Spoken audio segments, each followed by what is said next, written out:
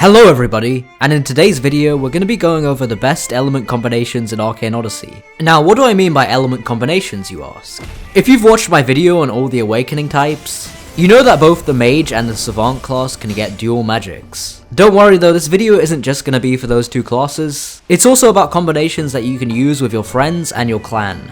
As you can see, I'm rolling with a combination of both snow magic and ice magic. You unlock your second magic at the end of the storyline, and even for a mage like me with 100% of my points in magic, the second element is quite weak.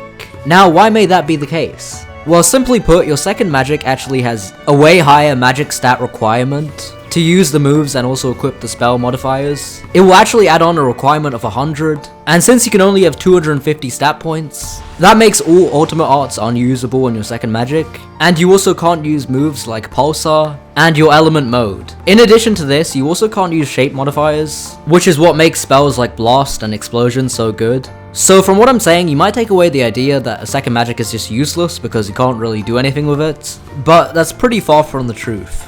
In this game, elements interact with each other, sometimes in a positive way and sometimes in a negative way. You can use a combination of two elements to apply status effects to your enemies, which can heavily benefit you in a fight. For example, when I hit an enemy with an ice spell, they gain the freezing status effect, and when you hit a freezing enemy with a snow spell, they actually freeze in place. With this combo, you can freeze your enemies every 2 moves. You could do this by having the 2 magics yourself, or if you have ice and your friend has snow, then you can do it that way too. So I'm going to show you some of the best combinations in the game, so that you have a better idea of what magics to pick.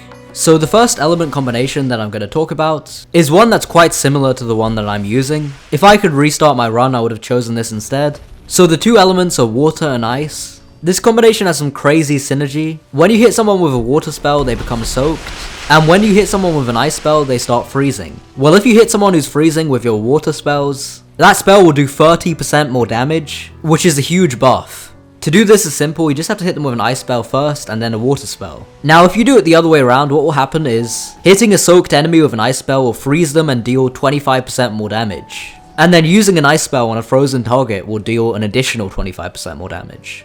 So no matter what way you attack with these 2 elements, you'll be freezing your enemies and dealing an additional 25 to 30% damage. This is definitely one of the best combos in the game and I highly recommend it. Also as an extra, if one of your friends has metal magic, it does 80% extra damage to frozen targets. Using snow and ice is just worse, because while you can still freeze a freezing enemy and deal 25% more damage with snow, hitting a snowy enemy with ice does nothing. So a similar combo for the more fiery magics are fire and explosion. Hitting an enemy with explosion will give them the charred status effect, and then hitting a charred opponent with fire petrifies them and deals 20% more damage. The petrified status effect is quite similar to frozen. It makes it so that they can't move, but it goes away when they use their next attack.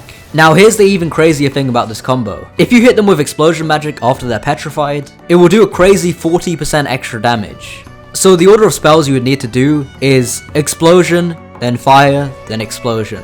This will petrify them, deal 20% more damage, and deal 40% more damage. This is a pretty crazy combo, and I think it's even better than the one I showed you before. So another cool magic combination that you can go for is actually plasma and wood. People say wood is bad because it doesn't apply a unique status effect, but what's interesting is it can actually make the enemy bleed if the attack you do does 5% or more of their health.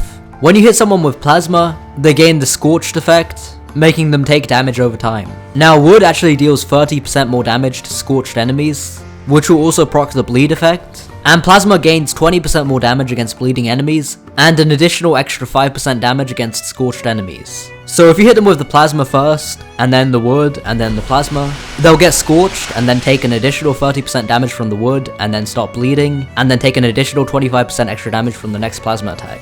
This is a pretty cool combo, and plasma does enough damage on its own, so having these extra effects just make it even better. So these are the 3 magic combinations that I found to be the best. It's a lot easier to make good combinations of elements if you have access to 3 or more elements, but that's not possible for a single player. So do keep in mind that for guilds there are some even better combinations out there. Other than that though, I hope you guys enjoyed this video, and I will see you in the next one. Peace out.